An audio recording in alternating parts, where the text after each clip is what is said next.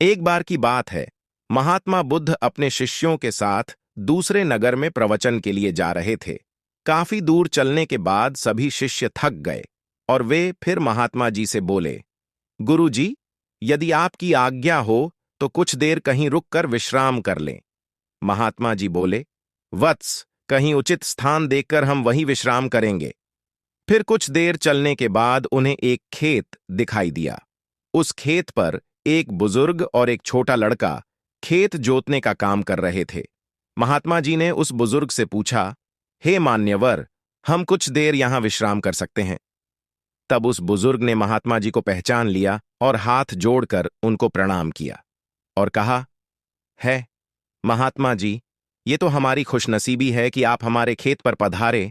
आप वहां उस पेड़ के नीचे विश्राम करें, मैं आपके जलपान का प्रबंध करता हूं।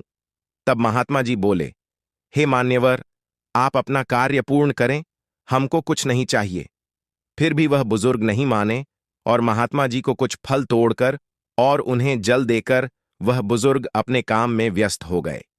तब सभी शिष्यों और महात्मा जी ने फल और जल ग्रहण किया और सभी वहीं विश्राम करने लगे। फिर वह बुजुर्ग निरंतर अपना कार्य करते रहे।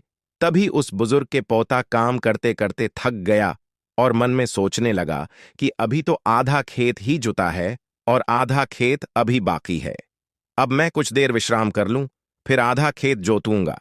ऐसा सोचकर वह एक पेड़ के नीचे जाकर विश्राम करने लगा।